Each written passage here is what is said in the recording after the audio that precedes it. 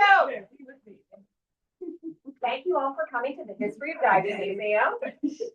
My name is Lisa Mangilia. I'm the Executive Director. We are now in quiet inside voices.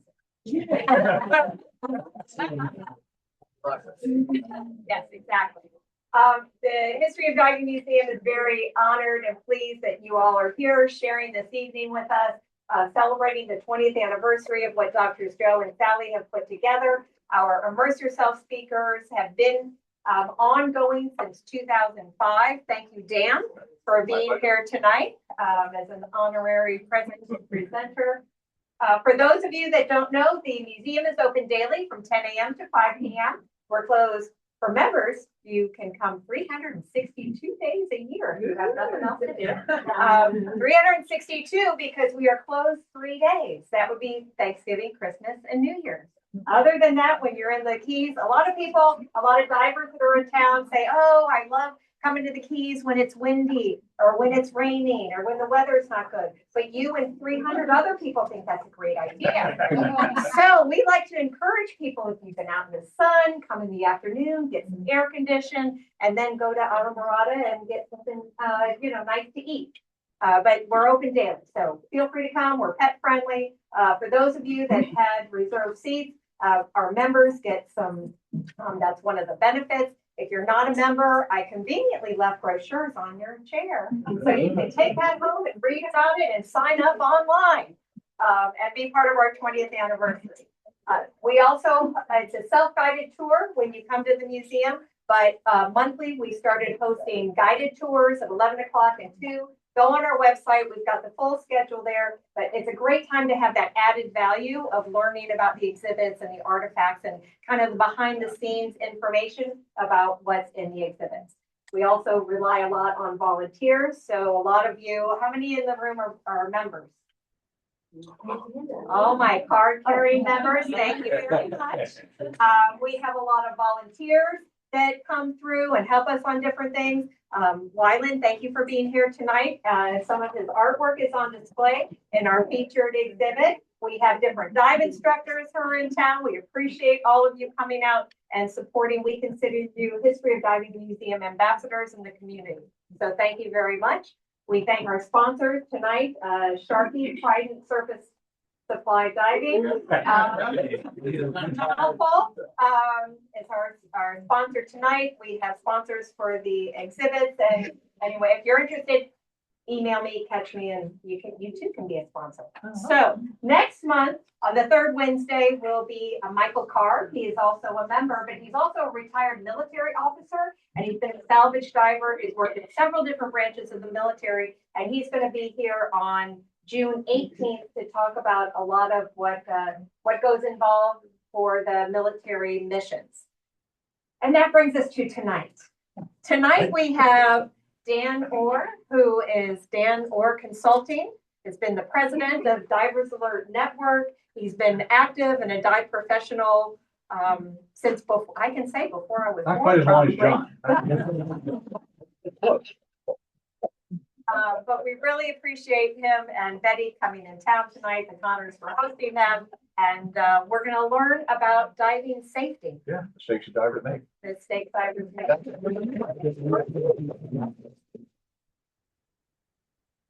If you have questions, we're going to be, you can answer afterwards. Also, if you're online, put it into the chat. And Julie is going to be mediating that and bringing those questions in. And we'll see what we can learn. Well, one of the things that I do a lot of webinars. And since COVID, actually, I've done nearly 100 webinars on diving safety and various topics. And the nice thing about a webinar is that you only have to look good from the waist up. So I don't even look good from the waist up. But one of the things you may notice if I'm up here moving around, I may occasionally look down just to make sure I have pants on. So tonight's topic is mistakes divers make. This was a photo taken of me at Holiday Isle in a lot of years and a lot of pounds. And we used to come down here. I lived in Ohio at the time. Actually, I grew up in Miami, and my grandparents owned a home in Plantation Key. So we spent a lot of time in Plantation Key, swimming and snorkeling back in the 50s, 1950s, not 1850s. And this actually happened to be at the end of a trip we went to Quesal Banks. We used to come down and get on a boat called the Hi There, which was, and I'll use air quotes, liveaboard. Wasn't much, it was kind of wide body, a lot of mattresses stuck in there and just like where we could. So while we were out there, we found an anchor, brought the anchor back, and we gave it to the bar there at Holiday Isle. I'm not sure if Holiday Isle is even there anymore, but I'm not sure if the anchor. That was back in the day.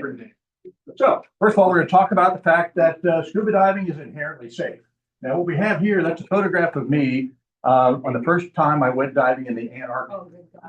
And so you can see I'm trying to smile. The water is 28 degrees, that's 28 degrees Fahrenheit, not Celsius. I wish it was Celsius or Fahrenheit. I wish it was Celsius, that's right.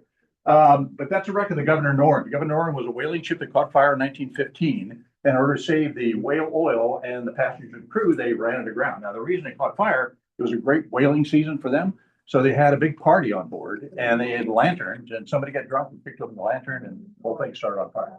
But it's a good wreck. It's a nice wreck. It's a lot of things go down to 60 feet at the bottom, a lot of sponges and everything else, but it is cold. But diving is indeed inherently safe. Let's talk about the term safe for a minute. When I worked at Divers Alert Network, of course, I worked there for 23 years. And prior to me getting there, they decided that they were going to offer an insurance program for divers. So they went to insurance companies all over North America, and they said, we want to insure scuba divers. And after they stopped laughing, they said, you don't want to do that because scuba diving is unsafe. And we said, no, it's safe. And they said, prove it. Couldn't prove it. Couldn't prove it because we had a good idea of how many accidents and decompression sickness situations there were, but we had no idea of the number of safe dives that were done. So we didn't know what the denominator was. So what we decided to do was start a project where we could determine what the incidence of injury was to prove that diving was indeed safe. So we took our interns and sent them all over the diving. And these interns had terrible duty. They had to go to places like liveaboards, for example. So we sent these interns, and I tried to do it myself. They wouldn't let me go. The interns had to go. So they collected dive profiles by downloading dive computers and then following the diver post-dive and then post-trip to see if they had any symptoms or signs relative to the dives they were doing. So we collected about almost 20,000 dives, and the incidence of injury was about 1 per 10,000 open water dive, which to me is the baseline for safety. That is a safe dive. Well, when you think about it, of course, it makes a lot of sense because you have people on board that give you all the information you need to make your dive plan and make sure your dive plan is safe. You have people on board that make sure you're getting in and out of the water safely. You got people on board to help you configure your gear if you need to. You have people actually in the water with you in case something goes wrong. They're right there to help you. So it's about as safe as you can possibly get. Plus, those live boards are basically mobile dive platforms. They go over top of the dive site, just jump off the boat, get back in the water, and back on the boat again, no problem whatsoever. You have the same thing with people who are diving from day charters, where the day charter has a dive master on board and possibly dive masters or dive guide to dive with them. And so again, the incidence of injury is about 1 per 10,000 open water dives. Then we sent interns to collect dive profiles from people diving from the shore or diving from their own personal watercraft. And we collected over 16,000 dive profiles, the incidence of injury about 3 times higher. When you think about it, it makes sense because of the fact that it's now up to that person to get that information. They may never have been to that site before, but they may not know what to expect. So they're going to make some mistakes. So it is indeed higher. Then we also looked at dive professionals, people who are, yeah, I know. And it gets worse. It gets worse. So we collected.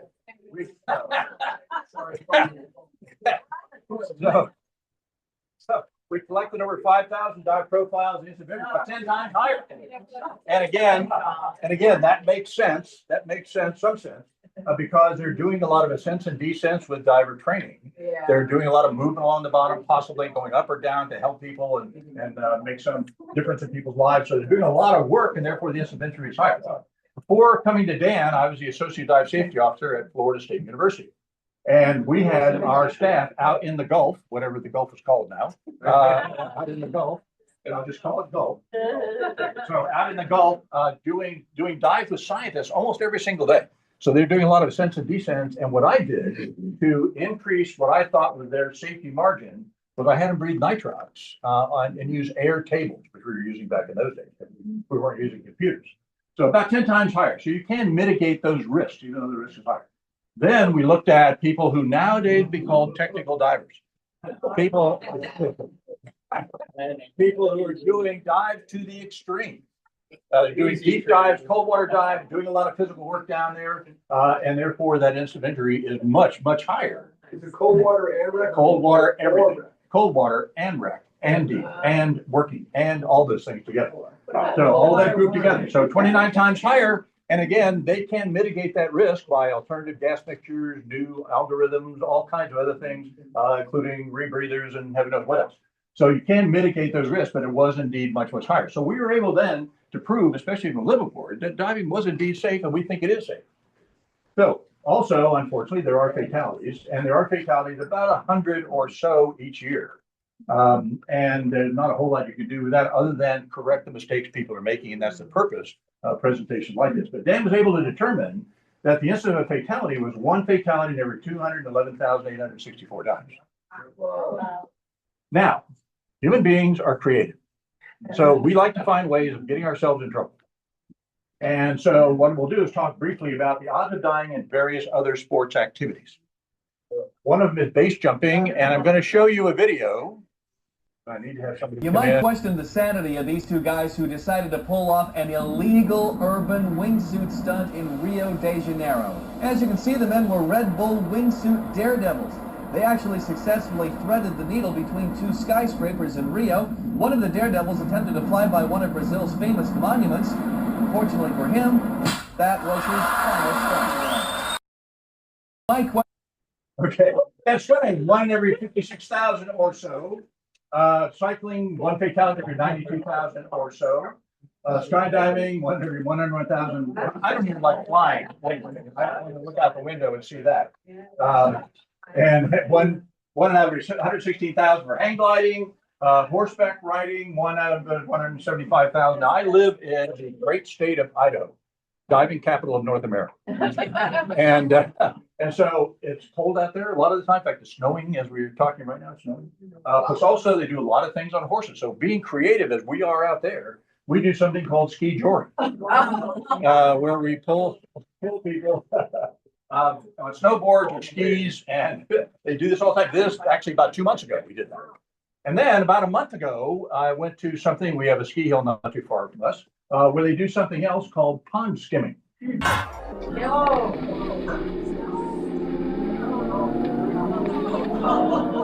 That water is 35 degrees and the air temperature was 30 degrees. And the wind was blowing. So scuba diving, 111,864. Table tennis, which I didn't think was that dangerous, 250,597. So in reality, the odds of dying while scuba diving is somewhere between riding on a horse and playing ping pong. So it is indeed a safe sport. I'm not sure about the ping pong anymore. Okay, yeah, scuba diving is inherently safe, but it can be very, very, very unforgiving of mistakes because we're diving in a very unforgiving environment. So we want to make sure we reduce those mistakes. And one of the things we hope to do here is talk about those and help identify and mitigate those risks. So why do divers make mistakes? Incomplete knowledge, not having all of the relevant facts that we need to make our dive plans so our dive plans are successful and safe and enjoyable. Poor communication, not sharing all the information that we have with our diving companions. And there are a lot of times when people don't share information, you have people in the same dive group who are on different dive plans. And you don't want that. You want everybody to have the same level of information so you all can make the same decisions you need to make during the dive. Changing conditions, conditions that create unfamiliar or unexpected or challenging conditions that may be stretching your ability to its limits or beyond. Pressure, not talking about water pressure here, but things like time pressure, where people are pressuring you to move more quickly than you really want to. And I tend to be a very slow, very methodical person when it comes to getting my gear prepared and getting myself prepared for diving. Peer pressure, where somebody says, don't worry about it, I will take care of you. You don't want to do that. You want to make sure that everybody is equally qualified for the dives you're going to make. Equipment preparation. This actually has a lot to do with photography because they're fiddling with their gear. And they should be paying attention to their breathing equipment. They're fiddling with the gear because they want to make sure that nothing floods. They want to make sure they're ready to take the photo of a lifetime. So you need to make sure that everything is the way it should be. And I have what I call my rule of three. My rule of three is if I make 3 mistakes during dive preparation, first of all, I stop, take a deep breath, and then I rethink my readiness for the dive. So part of what I do in my, again, retirement is I volunteer to help guide expeditions. And Gray's been on those expeditions with me. And so we guide expeditions to the Antarctic, the Arctic, and different places. And when you do that, I sometimes will go to the hangar that we use to dress out an hour or two, maybe even further, before the dive to make sure everything is the way it should be. And I'm prepared for the dives I'm going to make, because those are very challenging conditions, far away from any kind of emergency assistance. So I then rethink my readiness, and sometimes I say, no, I'm not going to dive. You don't have to dive. I'm not being paid to dive. I'm not going to dive if I don't feel I'm ready. And this actually is tip number 16 from my 100 tips. Commercial, I'm sorry about that. That's about 101 tips for recreational scuba diving. Tip number 16. Okay, complexity, things that are overly complex as far as your equipment and your procedures and your circumstances. That photo was taken in the Beagle Channel. The first time I went to the Antarctic to dive in 2018, I've never used that equipment configuration before or hadn't used it in a long time. And so what I decided to do was go into Ushuaia, Argentina, where our jump off point was, and spend a couple of days diving in the Beagle Channel using that equipment configuration to make sure I was totally comfortable with it. Because a few days, I was going to be 2 days, at least 2 days, away from assistance in the Antarctic. And if something goes wrong there, you are in serious, serious trouble. So I want to make sure I did that. So I want to make sure that you're prepared to deal with anything as complex or procedures or circumstances. Or too many firsts, trying to do too many things for the first time. So too many times are trying to use a dry suit for the first time, make a night dive at the same time, use a camera for the same time, do all kinds of things for the first time. All of that creates stress and complication to what you're trying to do. And also, in my opinion, takes away from the enjoyment of the dive. First time using or doing anything, first time in a long time, because post-COVID, a lot of people spend a lot of time out of the water, not only just during COVID, but beyond that.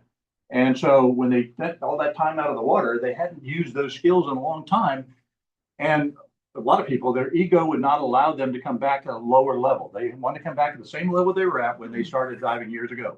And you can't do that. You can't do that successfully. So you need to make sure that if you haven't been in the water a long time, those skills become rusty very quickly. And also, I have a personal habit not to take a camera on the first dive. Even if it's a place where I've been before, because I do a lot of traveling and the people I dive with are not necessarily people I've dived with before. So I want to use that first dive to get myself all organized, make sure I'm comfortable with the equipment and comfortable with people I dive with.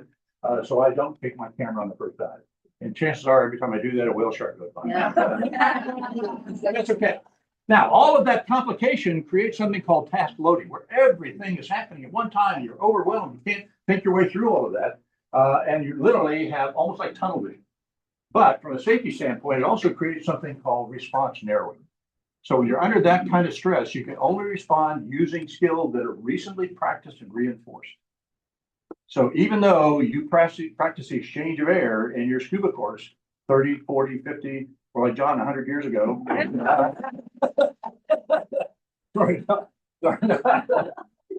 You can't successfully use it when you're under that kind of stress unless you practice those skills recently, because they're complex psychomotor skills that have to be practiced regularly and reinforced.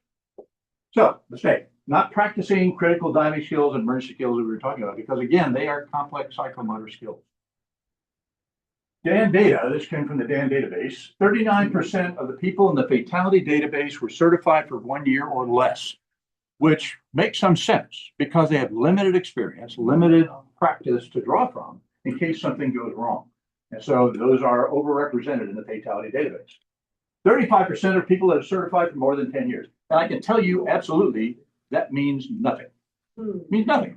All it means they have a certification card and they're water first for 10 years. It has nothing to do with their abilities, nothing. And when I travel around and talk to people who I want to develop a buddy relationship to go diving, I hear that all the time. Well, I've been diving 20 years, 30 years, 40 years. I don't need to do that. I've been diving all those years. That makes no difference to me whatsoever. When was your last dive? Yeah. What kind of dive was it? How many dives have you done over a period of time? That's what's important, not when you were certified. Because I was certified in 1964. And so my brother, in fact, was certified at the same time I was. And during that period of time, I've done 10,000 dives. Maybe he's done 40, 50, maybe 100. And he still has the same card I have, but the qualification is totally different. Now, a significant number of divers died on the first dive of their dive trip. And when I gave this presentation in England not too long ago, and somebody said, well, the way to deal with that is skip the first dive.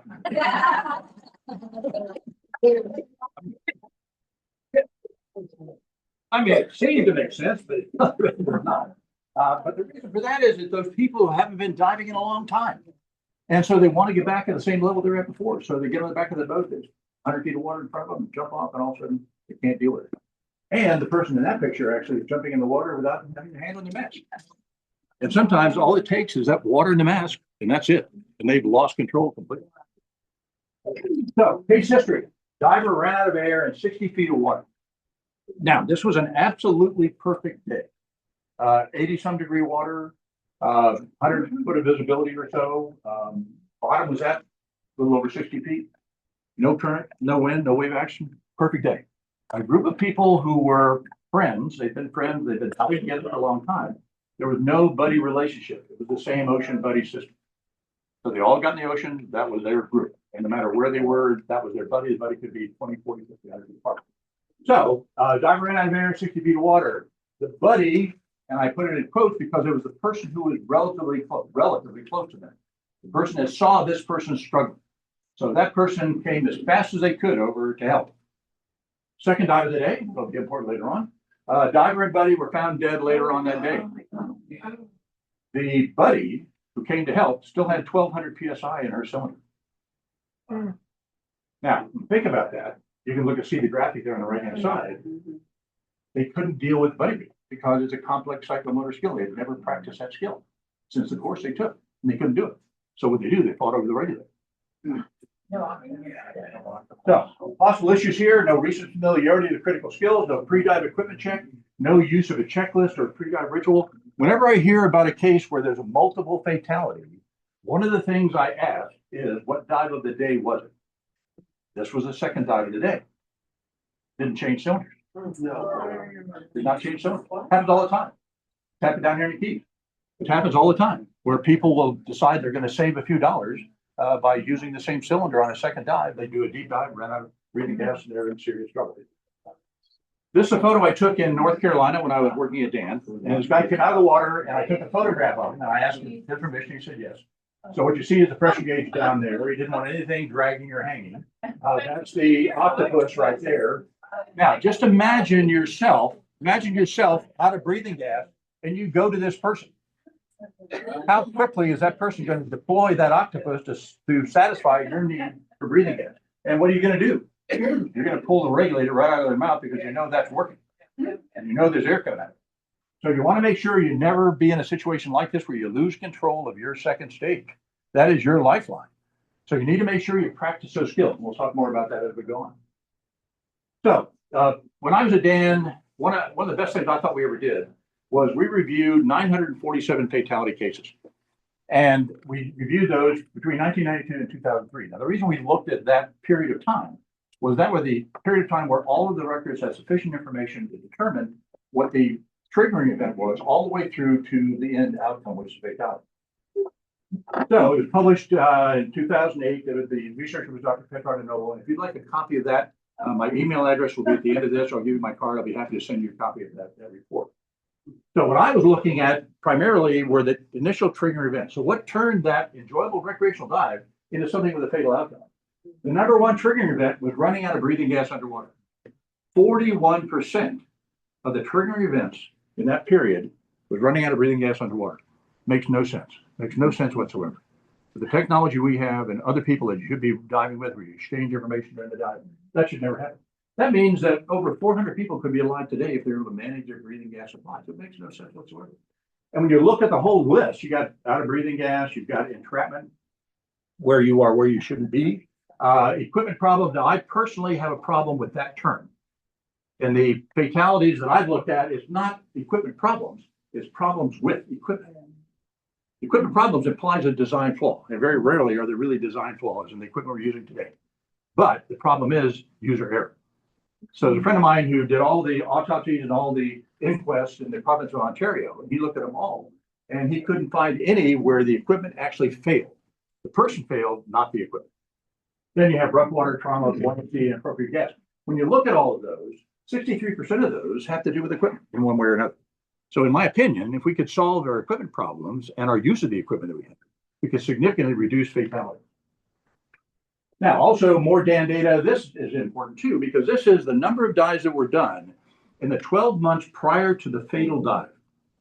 So if you look over there on the left-hand side, people with fewer than 20 dives are overrepresented in that fatality population, which again, makes some sense because they have limited skills, limited abilities to go through. And they also, sometimes people are encouraging them to do dives that they're not really qualified to do.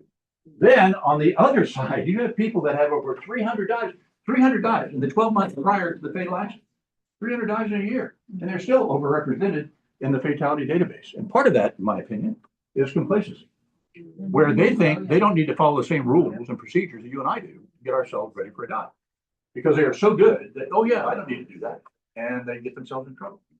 And also, there's something I'll talk about a little bit later called normalization of deviance, which has to do with this as well. So this is what I call a cascade towards eternity. That's the result of this research that was done. So you have that triggering event that turns into a harmful action. So you make a mistake, turns into a harmful action, you're incapacitated, and then there's cause of death.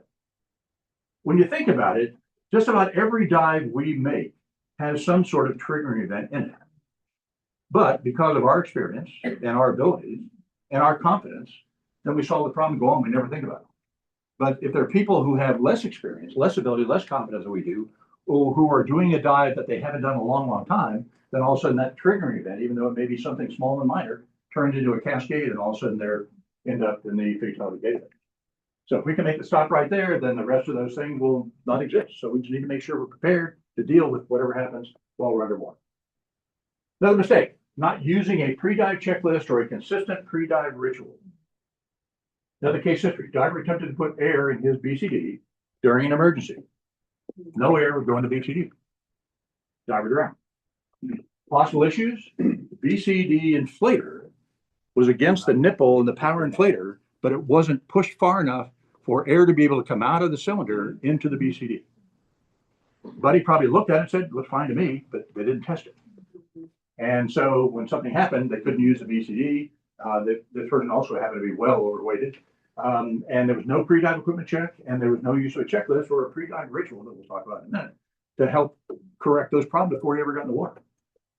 So prepare yourself and your partners and your equipment with a checklist or a pre-dive ritual. There are a lot of different checklists you can use. I mean, we kind of overuse checklists. I mean, we have checklists at the house just to go on a trip, make sure we're taking all the things we should take, and make sure we're bringing all the things back.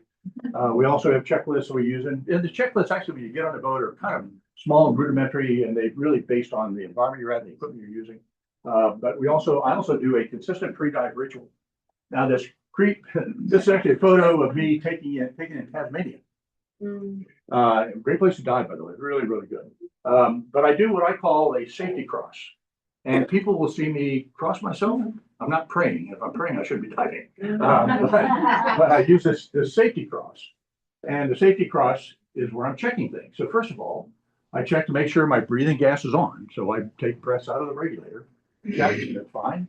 I then make sure that my weights are on and they're adjusted properly, and I know where the quick release is. And with weight integrated BCs, that may not be one thing. It may be two things that have two different movements or separate movements to be able to get rid of it. So they're not necessarily a quick release. Now you may notice behind me, the bottom of that arrow, there's a weight belt there. To me, that's quick release. One movement, it's gone.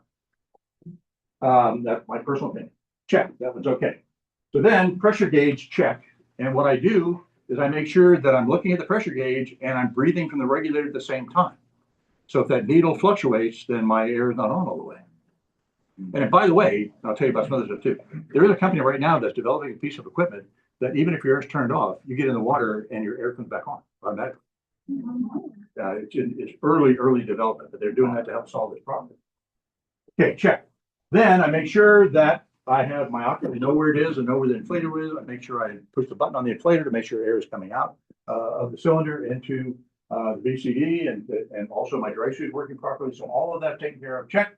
And I make sure that I feel that I am ready to dive. I ask myself, am I ready to dive? I ask the person that I'm with, are you ready to dive? To make sure that we're both ready to dive, ready to get in the water. And then we can go ahead and dive.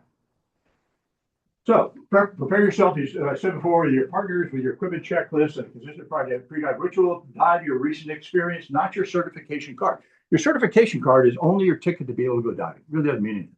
Everybody has to have one. At least most places you have to have one. But it doesn't have anything to do with your skills. Your recent experience is what's going to help you if you have a problem. And also, I mean, I hate to be talking about constant death and destruction and all these other things.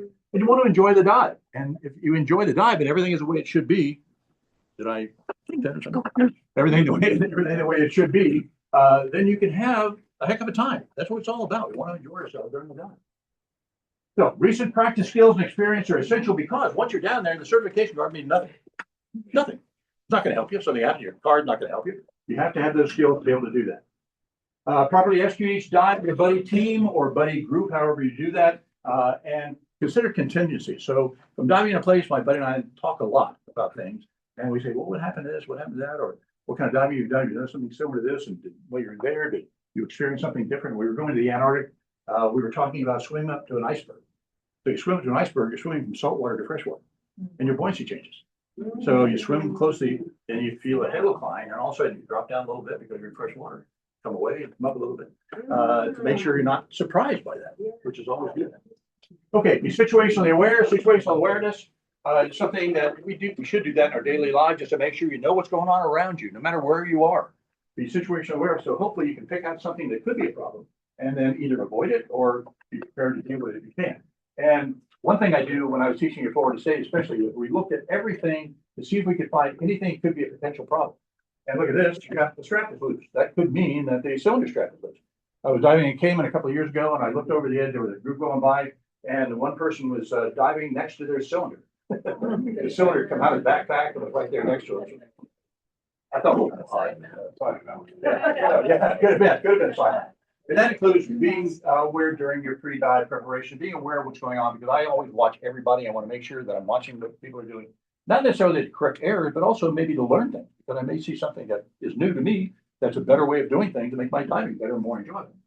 So think, for example, like breathing gas supply yours and your diving companion, so you don't have a situation where you're running out of breathing gas underwater, and be able to share information during the dive. Bottom time relative to your dive plan to make sure you don't violate your dive plan. Definitely surge visibility, because you want to make sure that if something happens that you know how to deal with that, because if you go deeper, of course, that's going to violate your dive plan. If there's current or surge, you may be doing more work. If you're doing more work, you're breathing more gas, increasing your likelihood or potential for decompression sickness. Visibility, of course, will ruin the dive. Also, it can make it difficult to keep track of your buddy. So low visibility, move closer to your buddy, and those kind of things. Position, location near your exit point, because you want to make sure that you don't have a long distance swim across the surface at the end of the dive. So you make sure you have a good idea where you are during the dive. Workload, you want to make sure you're not working too hard, because if you're working too hard, you're doing something wrong. This person, of course, presents a lot of frontal surface area to the water, which increases their workload, causing them to breathe more gas for one thing, shortens their dive, but also increases the possibility of decompression sickness. And if you look closely, got a leak right there, the power inflator. So probably the O-ring is bad or something, but something to be aware of. Overhead conditions. So you want to make sure that you are qualified to go into conditions where you have an overhead environment where you don't have direct access to the surface. And here's a photo of a guy who surfaced. He was diving alone, surfaced without having a dive flag. He actually had a GoPro on his mask. He heard a noise, turned around, and that's what he saw. And that's what happened. Luckily, no serious brain damage. But he admitted later on he should have had a diving flag. So, situational awareness, anything that could compromise your safety. So think about those things during your dive. If something is happening that you think may increase your susceptibility to something, then make sure you find a way to mitigate that risk. Learn from each and every dive. Every dive to me is a learning experience. I want to make sure that if there's something that I learned from that dive, I share it with the people around me. Safe divers don't waste a good mistake. They learn from it and they share that experience with everybody. And I do. I share that experience with everybody. Another mistake, not taking care of your health. This to me is the single most important issue in diving today. People are not healthy enough for some of the dives they do. Now, this is that information I gave you before from that 2008 report where we looked at the trigger event. You can see the number one trigger event then was running out of breathing gas underwater. In 2015, Dan actually looked at another group of fatalities that were more recent to find out if that number one trigger event had changed, and it had.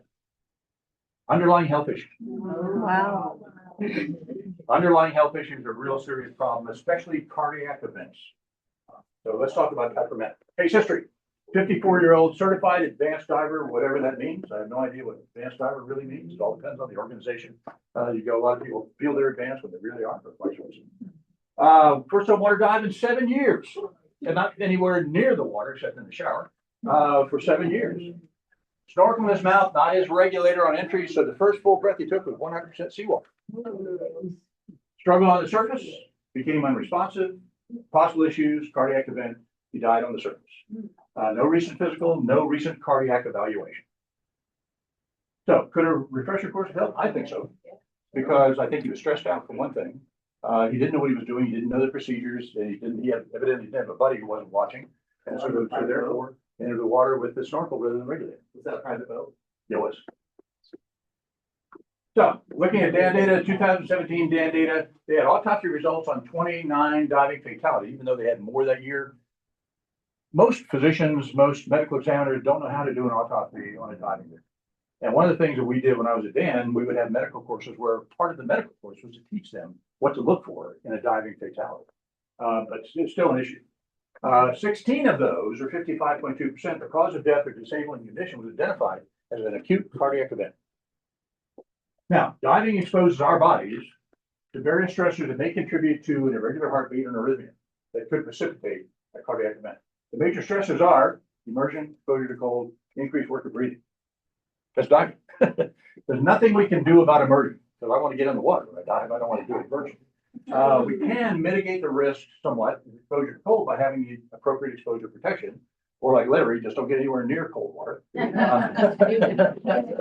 with you, buddy. I don't even think it's one of those. Also increase work of breathing by having a properly tuned regulator to make sure that you're not doing a lot of work. Those are very important. In October of last year, I was a keynote speaker at the British Aqua Club's national conference in England. And I gave a similar presentation, and I got to this slide. And after the slide was over, I got a lot of questions about that. They said, Dan, tell me about IPO. I said, I'm not a finance guy. I don't invest in stocks. And they were referring to immersion pulmonary edema. And they spelled edema there with an O. So what is immersion pulmonary edema? In scuba divers and snorkelers, a rapid onset, potentially life-threatening condition that occurs when fluids from the blood leak abnormally into your alveoli. And it's caused, in my opinion, by negative pressure breathing, where you're pulling hard against a regulator or a snorkel. So when you look at some of the cases over there, a case study was found that 68% of the divers with immersion pulmonary edema had associated medical conditions, and 42% of those were cardiac related. So the people who had underlying medical conditions, especially related to cardiac events, were certainly more susceptible to immersion pulmonary edema. The cause, exact mechanism is unknown or really poorly understood. And it's very rarely talked about in the United States. You very rarely hear about it in scuba courses. You don't see much about it anyway, even though it's very relatively common. Thought to be due to negative pressure breathing in the lungs where you're pulling against a regulator or a small diameter snorkel. Signs and symptoms: shortness of breath, cough, frothy, sputum, possibly bloody. I gave a similar webinar last week, and there was one person actually in the webinar who was listening who had immersion pulmonary edema. So treatment: remove the person from the water as quickly as you can, keep them seated upright. We're taught in first aid to put them in the recovery position, but you want the fluid to stay in the lower part of the lungs. You don't want that to interfere with their breathing. So you keep in a seated upright position, not the recovery position. Provide 100% emergency oxygen, hopefully from a Divers Alert Network oxygen unit, which is what I created, by the way, when I was there. Contact the local emergency medical services and get into definitive care as quickly as you can. Avoid hypothermia, because that also is a predisposing factor. Use the appropriate thermal protection, extreme effort in the water, because it was first diagnosed as competitive swimmers.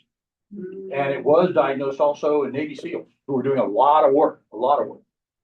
Extreme effort in the water, avoid overhydration or hyperhydration, which can be an issue because a lot of divers try to hyperhydrate or overhydrate themselves to reduce the likelihood of decompression sickness. And that, of course, can create immersion pulmonary edema.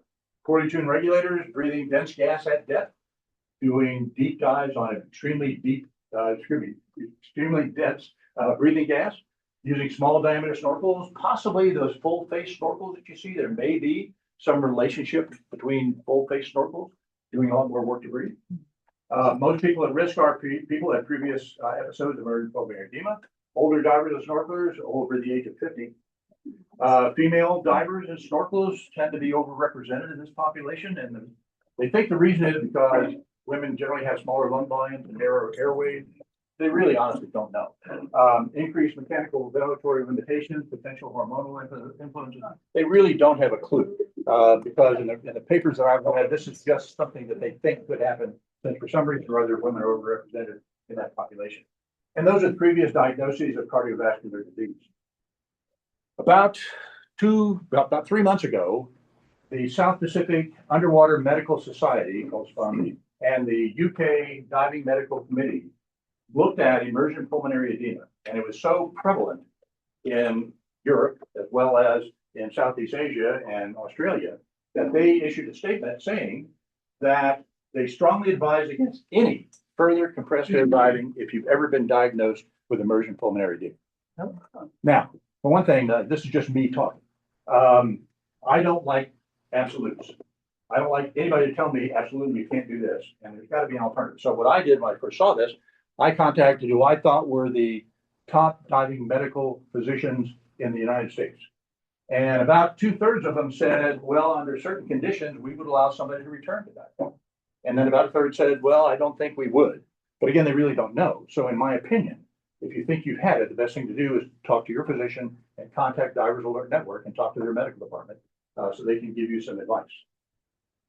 Now, one other thing too with this is emotional stress, because I think that actually is a real serious problem because people get stressed out because their diving conditions are far beyond their ability. So signs and symptoms for a cardiac event could be almost anything. If you look at all those things. In fact, if you've ever watched daytime television, Susan Lucci's had 2 cardiac events. The last one, the only symptom she had was jaw pain. So jaw pain was the only symptom she had. And 25% of people had no signs or symptoms at all, were totally unaware that they had an impending cardiac event. So first aid for cardiac incident, locate, recover, remove the diver from water. Now, remember that same motion buddy system we were talking about with that other group. So a lot of times people don't pay attention to their buddy, and all of a sudden they would have a cardiac event and they drift away, never to be found again. Now, there is a company that has something that can help people locate or at least recover these people, and it's a company called Divo. Divo, and this is currently under development. These are also the people that are working on that valve that I was talking about, where you get in the water and get all the air you need. So it automatically inflates the diver's BCD when the diver stops breathing for 45 seconds or longer. Now, I talked to a group of underwater photographers a while back, and I hold my breath, I take a photograph. The average underwater photographer holds their breath for 20 seconds. 45 seconds is a long time. And even then, if you do hold your breath for 45 seconds and take that photo of a lifetime and your BC starts to inflate, you can override the system. Because you're conscious, you can do that. But if you're unconscious, it brings your body to the surface. It's better to be on the surface than to wait down there for somebody to finally recover you if they can. Also, when you get down to 72 PSIG, it automatically inflates your BC. So it hopefully prevents people from running out of breathing gas underwater. And this is currently under development. Now, in full disclosure, I am their safety consultant. Let me add one other word to that. Larry knows what that word is for me. Unpaid. Unpaid safety consultant. And that's kind of a recurring theme in my life. Okay, going on. First aid for the cardiac event, locate, remove, and recover the diver from the water. Use a CPR or defibrillator, which may or may not be readily available. There are places around where they don't have them. So I always try to check when I'm going someplace to dive to make sure they have one. Not only do I check it on the boat, but when I get on the boat, I check the O2 unit, first aid kit, everything else before I'll ever go on the boat. So emergency medical service has to be contacted. You got to get them to definitive care as soon as you can. So why do accidents occur? No recent familiarity with critical skills or equipment. Limited overlearning of critical skills because you do that in your scuba course, but how often do you practice after the course is over? Very few people ever do. So they think they're going to be able to do it. No recent practice or reinforcement of basic and emergency skills. We've talked about that. Sometimes the focus and attention is away from diving safety because you're a photographer, want to take that photo of a lifetime. You're down there with $50,000 worth of camera equipment, getting ready to take that photo of a lifetime, and boom, all of a sudden somebody shows up in front of you who wants your air, they probably want all of it, and they want it right now. So what are you going to do? What are you going to do? It's going to take hands, a couple of hands, to be able to handle that person. So what do you do with that equipment? Think about those things. But also, if you use AI photos, there's a lot of extra hoses there. Plus, yeah, I know. Plus, I think that person is a Borg. I think they're a Borg. I mean, you can see that thing plugged into their fingers. Okay. Now let's talk about what you can do to practice those skills. So ideally, the way to practice in the water, but there's something called rehearsal. And rehearsal is what I call, and what I used to use when I was teaching actively, something we call proper pre-dive procedure that we did on every single dive. I did it, my staff did it, my student did it, every single dive we did to practice those skills. So there is something called static rehearsal where you read a book about diving, or you're sitting in your bathtub and watch a video on YouTube. And that does nothing for your skills. You can think about it, but it's not going to do anything because you're not really practicing. Then there's something called dynamic rehearsal where you're actually using the skills, the same muscle groups to practice those skills. And that's what we do. We used to do that. We were on a boat or on the shore. We would stand in front of each other. We would practice the exchange of air, whatever that procedure is, to make sure we reinforce those skills. And of course, Albert Einstein said, in theory and practice are the same, but in practice, they really, really are not. So deviate from standard procedures and protocols, normalization of deviance. Now, the concept of normalization of deviance, I actually heard about that first when I was reading and listening to the investigative report of the death of the people on the Conception in California. And it was really detailed and very horrific. But the National Transportation Safety Board made these recommendations about their investigation of the space shuttle and also the Conception, because the space shuttle, they knew the O-rings were not really that reliable when it was cold. And they decided to launch anyway, and it worked. And so because it worked, they did it again. They did it again, until it didn't work. Same thing with the Conception. They knew they should have a roving watch. They didn't have a roving watch, and all of a sudden it didn't work. So deviations and shortcuts from standard operating procedure become normalized over time because they're working. It's reinforced constantly, so that they become normalized over time, and you're rewarded when those deviations work because you think to yourself, it does work, so I'll continue to do it. And it works until it doesn't. Shortcuts become normal operating procedure. I read monthly safety articles from a magazine called Scuba Diving Industry Magazine, which is available free of charge, by the way, to diving professionals. And it's a good magazine. There's a lot of other really good things in it. And this is an article I wrote about this normalization of deviance. So you want to make sure that you understand the shortcuts, you have to pay a price. And that price sometimes is greater than the reward. So deviate from standard procedures and protocols. We talked about that. No pre-dive communication between diving companions. You got to make sure you communicate with people you dive with. No pre-dive equipment check or evaluation. No use of a pre-dive checklist or pre-dive ritual to assure proper preparation. Fitness to dive. It's recommended by the diving medical authorities to have an annual physical when you're over the age of 45. Or more frequently if you notice something is going wrong. And it should be from a professional who's familiar with diving medicine, if you can find one. And somebody also, and this, by the way, I had my cardiac evaluation last year. It worked, everything is working, hopefully. But that person should also know that diving is important to you. That diving is an important part of your life. So that physician should understand your life priorities. But the life priorities should never be so important to you that it puts yourself or somebody else at risk. And there are a lot of people, it is their life. And I've dealt with people on boats who have injuries, and those injuries possibly are going to take them out of the sport, and they just can't deal with it. So you need to understand that doctor needs to understand that diving is important to your lifestyle.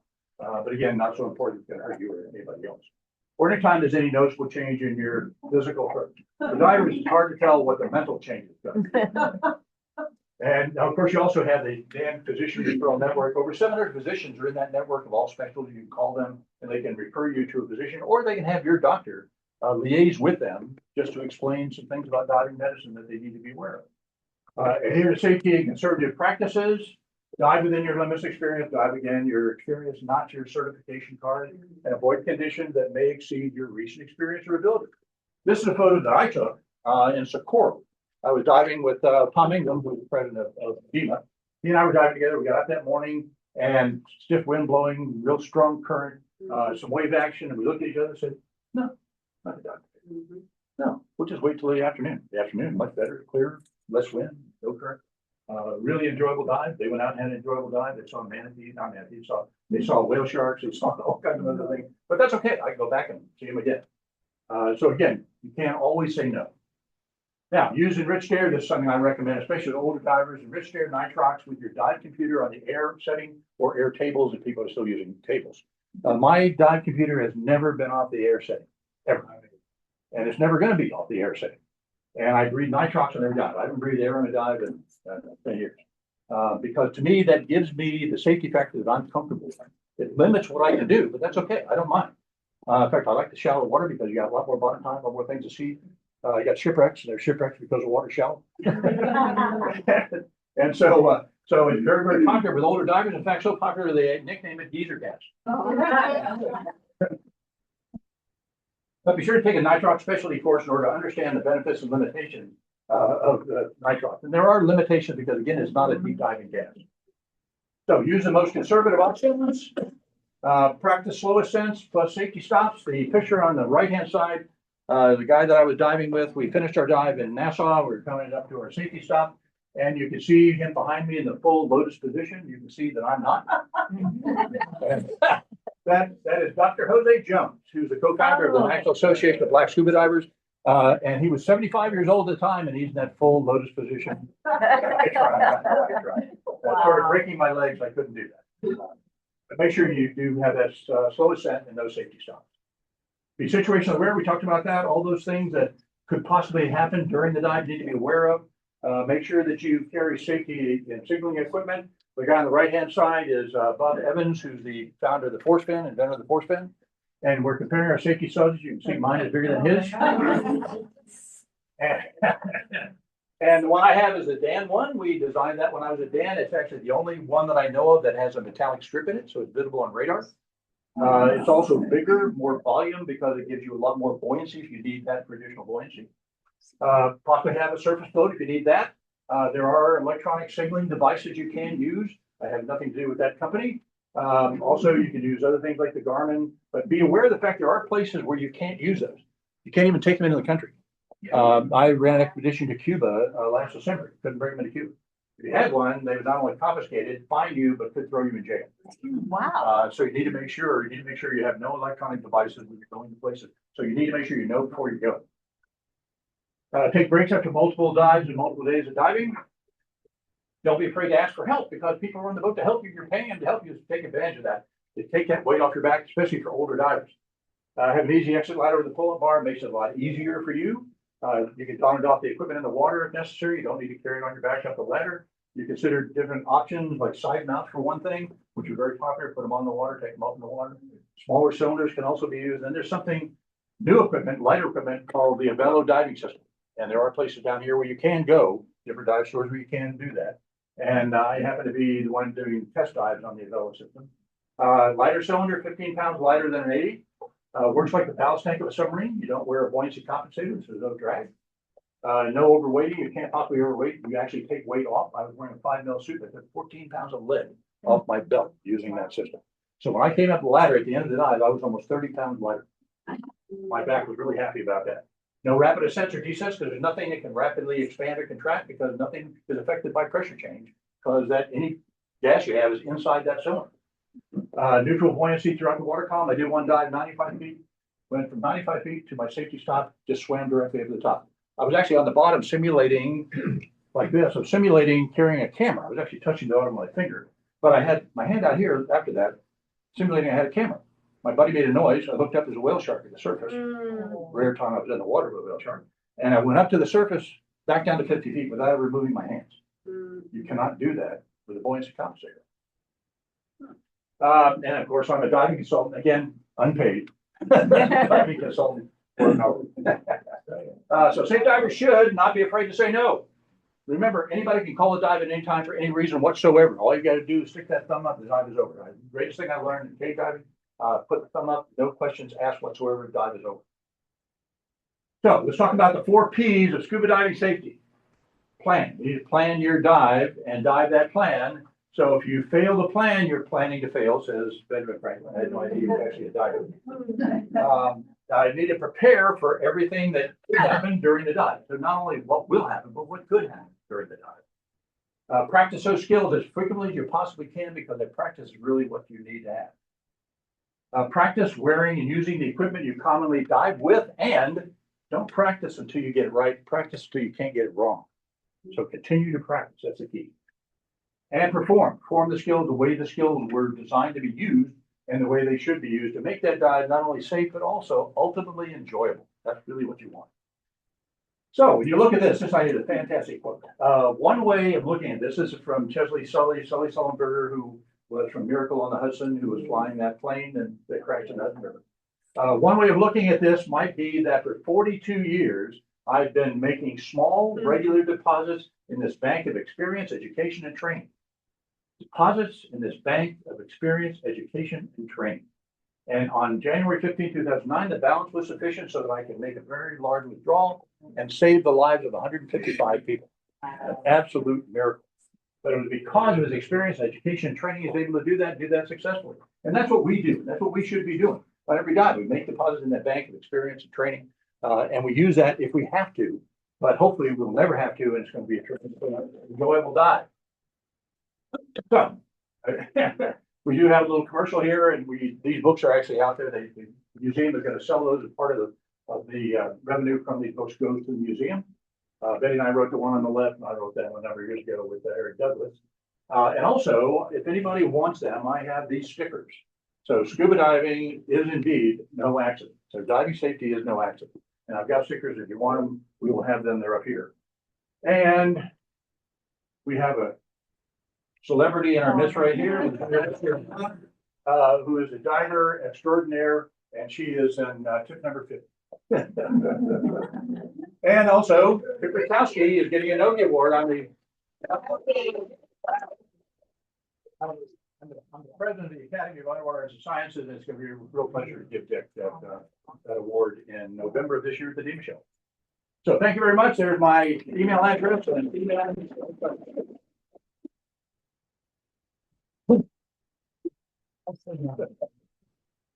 Okay, any questions? Yes, Sally. Change in the number one cause from a more recent study. Part of that suffering must have been the aging diving population. Possibly, and that's it. I mean, sorry? Repeat the question. Oh, the question was, does the change in the triggering event from running out of breathing gas to underlying health issues, is that related in some way to the aging diving population? Probably, because one of the presentations I give, and I've given it here, I believe, on the older diver, safety issues of the older diver. When you look at that, about 2/3 of the active diving population are over the age of 40. And when you go on a dive boat, if we've all been on dive boats, you look around, you see people who are reflection people. I mean, they're older divers. And so I think it is, because older divers do have that propensity for those health issues. That could be. Yes, Mr. Steve, you were one of those slides, and I didn't get it, maybe you're going fast. You said that a problem is overhydration. Yeah. Yeah. Tell everybody? Yeah, it is. It is contrary to what I've been doing too. And it's really interesting because to me, I can't define what overhydration is. I wrote an article actually for that magazine on sipping your way to safety. And that is not to drink so much water. And also, you don't want to wait till you're thirsty. So be sipping water at least 24 hours before you start diving. And it's just sips. So it's not drinking everything you possibly can. A lot of people drink everything they can to hopefully thin their blood so they're not going to have a problem with decompression sickness. But there's no way to really quantify that I've been able to find anyway. I know we always said if you don't pee 3 times in your wetsuit on the dive. Oh, yeah. Yeah, it needs to be clear and copious. Yeah, I've said that myself. Yeah, I know. Is that similar to the woman who had the water drinking contest who died? Yeah, She had yeah, you can't water seriously for overhydrate. 6 days. Yeah, exactly. And that was It's- not even diving. Yes, sir. A long time ago, there was a cruise ship out in New Orleans, just for scuba diving. Yes. They had a lot of, well, a few cases of, everybody was at the table if there was still decompression sickness. There was a lot of anecdotal information going around, and I wonder if anything that was. Well, yeah, the question is, I think it was the Ocean Spirit, wasn't it? That ship that was down there, Brett Gillam's ship. There was a ship where people had decompression sickness, even though they were within the limits. The limits are guidelines. In fact, one of the cases that we talked about at Divers Road Network was 2 people who were father and son diving together. The father was probably in his 50s. The son was in his mid-20s, I think. The son was athletic. He was on some team at some college somewhere. They were diving together. The purpose of the dive was to compare their new dive computers. Each one of them had a different dive computer. I think it was in Cozumel. But they went to the bottom. They jumped in the water, settled, looking at each other, looking at the computers as they descended. They touched the bottom at 50 feet. They were at the bottom for probably 10 minutes, maybe a little bit longer. They did a slow ascent. They did a safety stop, even though they were well within the limits. Did a safety stop, I think kind of a prolonged safety stop. Then they came to the surface, and about half an hour later, one of them started going like this, and pulled up his sleeve or his wetsuit, saw a blotch on his arms, had blotches on his chest, taken to the chamber, and he had skin bits, even though it was probably the safest dive in the history of the world. And so Dick Van, who used to be the research director at Dan, if he knew somebody that got the bends, he would send them a set of fuzzy dice, indicating it's a roll of the dice. So you never know. So you can be in the limits, inside the limits, and well within the limits, and still have decompression sickness because all of our physiology is different. A lot of the algorithms, of course, are really based on assumptions. They're not based on any experimental evidence. And so there are a lot of ifs out there, and you just don't know. And that's one reason why I tend to be as conservative as I possibly can be, especially the older I get, the more conservative I get. And again, I'm breathing nitrox using my air computer because I want to add that additional safety factor. But even then, it could happen to me. Just never know. Another question. Ever any mention of the layman's term hole in the heart? Oh, PFO? Yeah, that's real common. In fact, actually on a dive boat, and the lady did have skin bend. And so we gave her oxygen on the boat. The symptoms went away, but the situation did not go away. And she went home. She was diagnosed with PFO. And after that, I put life priorities in my lecture because diving was her life. And as far as she was concerned, she thought her life was over. So we convinced her that her life was not over. And so she went home, she was diagnosed with a PFO, had it surgically corrected, and she went back to diving. But again, it's heart surgery, and you have to make that decision as to whether or not you're going to take that risk. There's a risk with that too. The other question, yeah. Great talk there. Years ago at DEMA, went to many hearing talks, you guys have there. And one of them, the doctor in the past talked about how the incidence of DCS was less on livable. With Yeah. diving, they thought it was maybe build up some kind of resistance to the frequency of dives. Is that still being researched that way, or is it more? No, one thing, not a whole lot of research going on because research is expensive. And there's not as much research going on now as there used to be. But when you think about liveaboards, I was on the aggressor in Cuba, and the aggressor gives out these iron diver awards to make the greatest number of dives you can in the period of time you're on the boat. And that to me would mean that you're probably more likely. But again, it's all a roll of the dice. And if I were going to do that, then I would be very conservative on doing those 5 dives a day or 6 dives a day, whatever that have to be. And I tend not to do that. Yeah, 3-plane dives, they know what the depth is and everything else. That's another reason why that safety factor is important. It's safer to dive on a liveaboard or the risk of injury is so low because of all those people that are there to help you, the dives are planned, the people with you, everything else to try to reduce that risk. About 15 years ago, I was diving with one of our TV shows off of doing a U-boat series off North Carolina. And my buddy Phil had a virgin pulmonary edema. I ended up treating him. The doctor in the ER did not know how to treat him. So I treated him my CHF safety wise. And he sent me a paperwork to do a reinfectant at Dan. Yeah. And it was actually published in Dan. My name was in it. Oh, really? Yeah. And Phil and I still stay in contact to this day. Yeah, one of the things that we did when I was there, we Very unique at that. give Richard Boone, Dr. Richard Boone was the #1 doctor who's most familiar with that. So we were able to give him a $100,000 grant to research that. And the problem is there aren't many people who reported it, especially in the United States. So he was working with a number that's really small, but it's a very important. And it was funny when you said Navy SEALs, that was one of the #1 things that they talked about. But he's also a triathlete. Oh, yeah. So he had just finished a triathlon 2 days prior to coming out of that one. Well, one of the guys that I talked to, talking about Navy SEAL, one of the guys I talked to after I heard that recommendation from Sprung to stop diving, I talked to a guy named Dr. Frank Butler. And Dr. Frank Butler is a SEAL commander, he's retired. And I asked him, and of course, he said that with Navy SEALs, if they have 1 case and they don't have the other underlying condition, they'll let them return and train. If they have 2, they're out. And of course, Sprung would not allow that. So that's another reason why I think there's still, the jury is still out as far as I'm concerned. But if you haven't, make sure you get the advice from Diver Alert Network, because they are the experts. Yeah. We have another question in the back.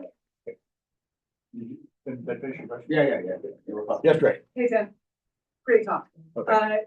Just, there was something that was kind of skimmed over that seems so strange to me. Entrapment, 21%.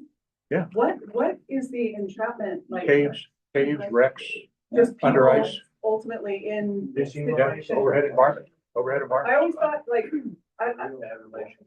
Yeah. Well, that could be too.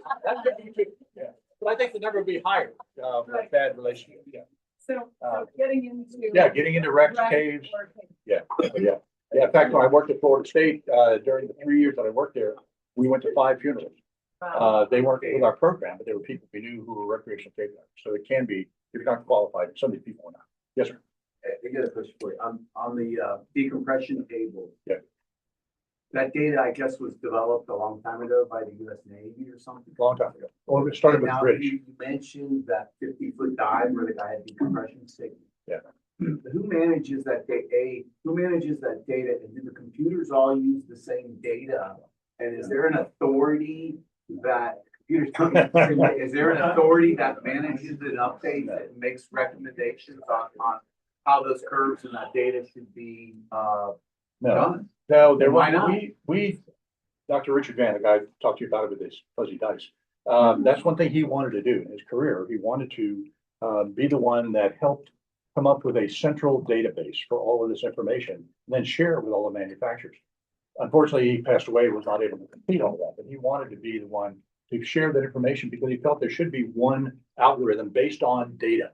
And they're not based on data, they're based upon calculations or assumptions.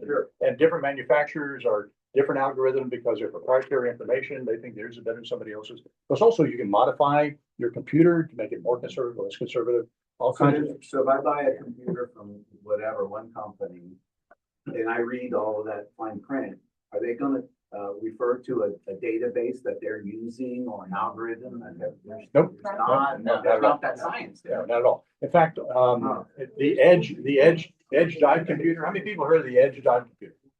Well, my Edge dive computer is here in the museum. Because the Edge was created at an instructor training course that I was running in Ohio. And there were two guys got together, and this one guy from France had an idea about an electronic dive computer. It was based on calculation, no diving experience behind it at all, just on a calculation. And that was the first electronic dive computer. So, there's no empirical data there at all. It's all guesswork. Yeah, So- it's all anecdotal things too. Yes, sorry. So I have two questions from Zoom. I want to Okay. let them ask. So one is from Kira Kaufman. She said you might recognize her. You. Yes. Yes. So she's on Zoom. Hi, how are you? Back up just a little. There you go. Okay. So Kira asks, she now teaches public safety diving, and she wanted to know if you have any information like what you just gave your presentation on for the public dive sector. Yeah, there is some information. It's not separate in the Dan database at all. There are public safety diver groups that keep some information and publish that information. As you know, Dan used to publish an annual action report. They don't do that anymore. So they publish every couple of years. And even when they publish the information, it's generally 2 or 3 or 4 years outdated because they have to take all the data, analyze it, and de-identify it and everything else. So there is information, and if you can email me, I will help you find the information you need. Okay. Okay. And I have one more question from Zoom from Okay. Shannon. She says, what does it take lengthwise, money-wise, to if I wanted to go out and do my first dive? I'm from Atlanta. Well, you need to talk to one of the people here. Good. Yes, how much money do you have? That's right. Yeah, I mean, if you can go to your local dive store and they can give you the information you need. Talk to other people who have gotten certified at various places, get their opinion on who they think a person should be to go to. What I would do is gather a lot of information and go to the one that I felt did the best job of teaching. They're all different. They all teach different ways. So I would suggest doing some research, and that should help. Call her older sister. I'm sorry? Tell her to call her older sister. Call her older sister. That's my sister. Oh, yeah. Call her. Call her. Yeah, I didn't say the last name. So what we're gonna do, if you have any other questions, Dan's gonna be around. If you want to get his books, we actually have some in the museum store, so you can shoot out, pick them up, pay for them, and then come back, and he just might be nice enough to autograph them for you while he's on site. And he has stickers to pass out. We also have a thank you to extend your membership by 1 Well, year thank you for very you much. and Betty. You can't come 362 days a year, but we appreciate the times when you can be here. And Connors will put up with exactly. And Sharky had a quick thank you that he wanted to also present to you, All right, thank your sponsor. Well, thank you. It's an honor to be able to sponsor you for this. Thank you very much. And also, we have challenge coins that we do for the Trident Surface Supply Diving. So how you get a challenge coin? No. There you go, buddy. There you go. Here's a case for it. That's So, fantastic. thank you again. We'll talk afterwards. Hey, show them on Zoom, the coin. Here's the coin right here. There it is right there. That is really cool. Really cool. Okay. Very nice. Thank you. Thank you all Well, very thank much. you again, everyone.